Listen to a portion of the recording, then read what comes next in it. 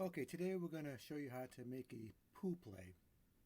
So when you log in, you're brought to this menu right here, and you could set up your locations in advance if you want, and you could put if you had like addresses and stuff like that. So if you had an address, it would actually Google it and Google Maps, and it would show you your address and stuff like that as well, and the location of it and stuff like that. But the basic way to set the pool play up is you're going to create a tournament right here.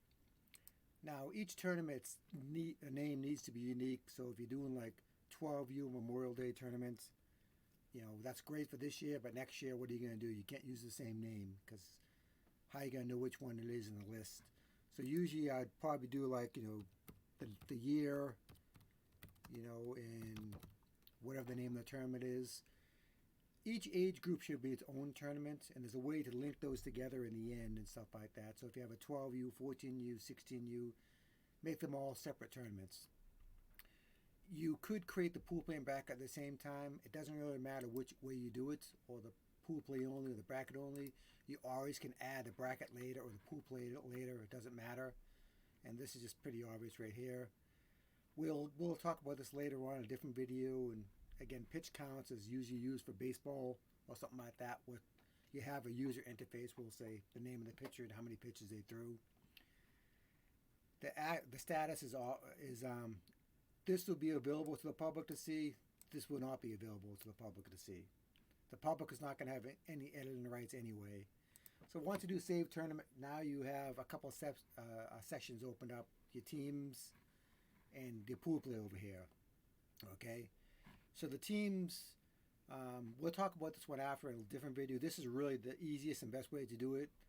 Once you do it one time, you'll see, yeah, it's great because it will upload all your teams and any new locations you have as well. You don't even have to put the teams in, okay? But anyway, so just for the sake of argument, we'll just do like team one through 4 for right now,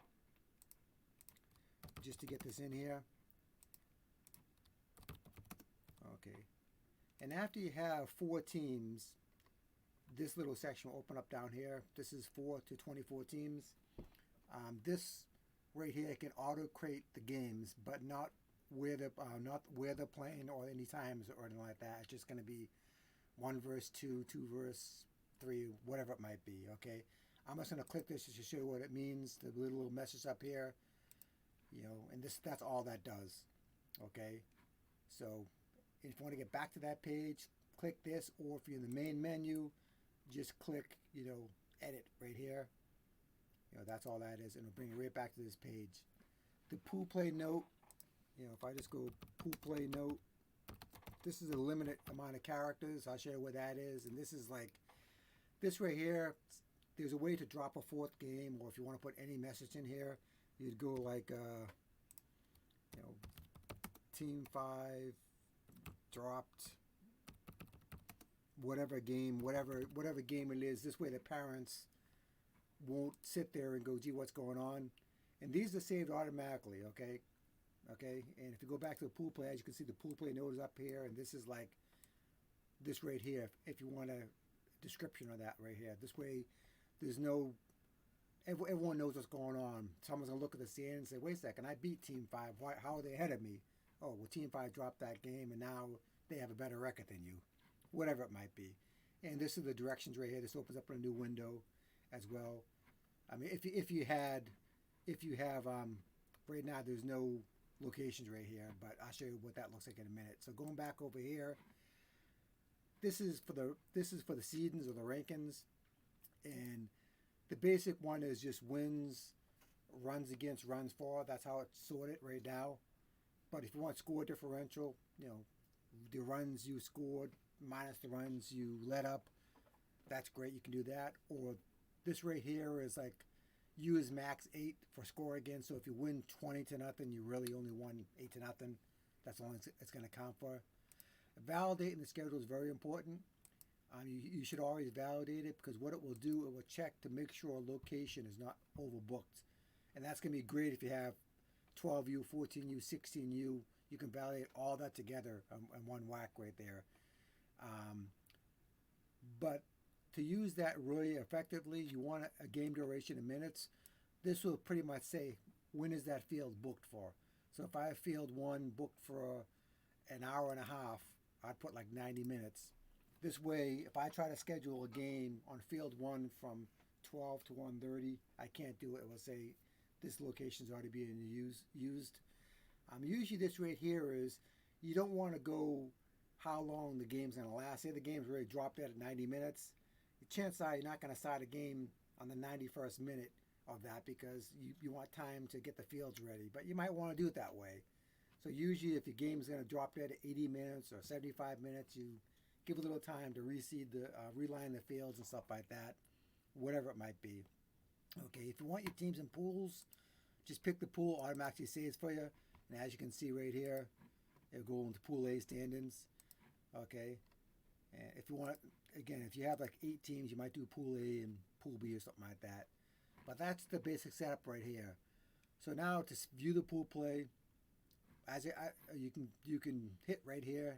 I also talked about adding brackets. You can add it after the fact, and we'll show that after in a different video. But over here, if you want to add a game or edit a game, this brings you to the same exact page. Adding a game is just gonna, nothing will be filled out. Edit the game, you're gonna actually edit the game right here. So we're editing this game right here. We're gonna add some game dates, locations, and times. This is a good feature right here, because once you put a date in right here, and I'll show you what in the time right here, and I hit it, next game you put in there, it's going to start on this date with this time. Okay, so next game right here, let's see, I'm doing 2 verse 3. See, it's starting right here with the same date. If I don't have this checked, this is going to be blank and you have to fill it out every single time. Now, as I said, I already picked Adamsdale down here. Now, if I put a game, let's say I put this game at 9 o'clock, just to show you what happens. It's going to say there's already a game scheduled at this location. It's going to take that into account. So you couldn't do that at 9 o'clock because it's already booked from 8 to 9:30. So anytime in there, it's not going to work. Okay, so I'll just pick a different location. This does also, if a team's already playing at the same time, like 3 and 4 right now is playing.